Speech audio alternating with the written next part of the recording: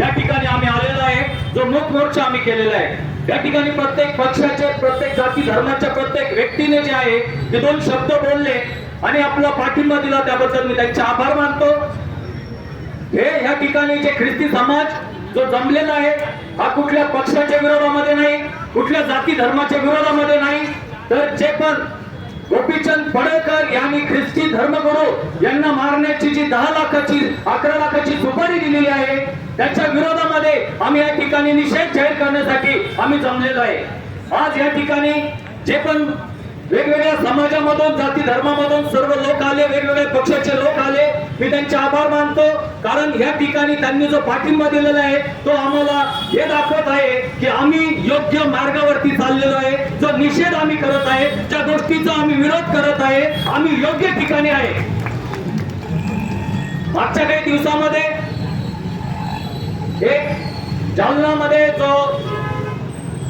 मोर्चा निघाला त्याचं एक हँडवेल होतं आणि ते हँडवेल जे आहे की मी स्टेटसला टाकलं।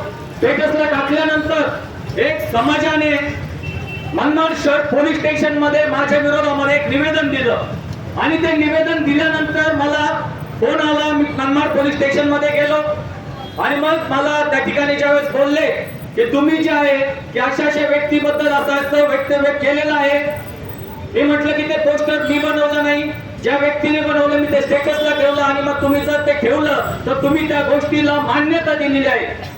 आणि मग मला नोटीस 164 प्रमाणे मला नोटीस देण्याचं काही झालं। पण त्यावेळेस मला एक गोष्ट समजली, कारण मी पण जे मानवाधिकाराचं जे काही काम करतो त्याचा मी राष्ट्रीय अध्यक्ष असून संविधान याच्यातले बरेचसे जे काही कलम आहे आम्हाला माहित आहे आणि मी आर्टिकल 19 प्रमाणे मी बोललो की हे माझं अभिव्यक्ती स्वातंत्र्य आहे आणि जोही कोणी व्यक्ती असं जे काही वक्तव्य केलेलं आहे, जर एक संविधानिक पदावरती बसलेला एक आमदार, एक जबाबदार व्यक्ती हा जर चुकीच्या पद्धतीचं वक्तव्य करत आहे, ख्रिस्ती समाजाची धर्मगुरूंची जर सुपारी देत आहे तर त्याला विरोध केलाच पाहिजे। आम्ही जे आहे या भारत देशामध्ये राहत आहे, आम्ही लोकशाहीमध्ये जगत आहे, आम्ही राजेशाहीमध्ये जगत नाही। आम्ही या गोष्टी बोलत नाही की आम्हाला ख्रिस्ती राष्ट्र करायचं आहे, आम्ही राज्य किंवा आमचा धर्म वाढवण्याचं काम करत नाही। तर ख्रिस्ती समाज आज हा लोकांना जे आहे की जे बायबल मधून जे काही वचन सांगत आहे ते वचन यासाठी सांगतो की त्यांचं जीवन बदलावं। ख्रिस्ती धर्मगुरू किंवा कुठलाही व्यक्ती हा कोणाचा धर्म बदलत नाही, तर तो त्याचं जीवन बदलतो। आज या ठिकाणी बरेचसे लोक पूर्ण महाराष्ट्रामध्ये, भारतात, जगाच्या कुठल्याही कानाकोपऱ्यामध्ये जा, आज पडळकरांची काही धमकी दिलेली आहे, पण एक ख्रिस्ती समाजात आज जे काही लोक आहेत त्याचा इतिहास त्यांनी बघावा। काल एक व्यक्तीचा मला फोन आला आणि त्या व्यक्तीला मी बोललो की आवारगी छोड़ दी हमने तो दुनिया भूलने लगी है, आवारगी छोड़ दी हमने तो दुनिया भूलने लगी है, वरना शौरत कदम चुनते थे जब हम बदनाम हुआ करते थे।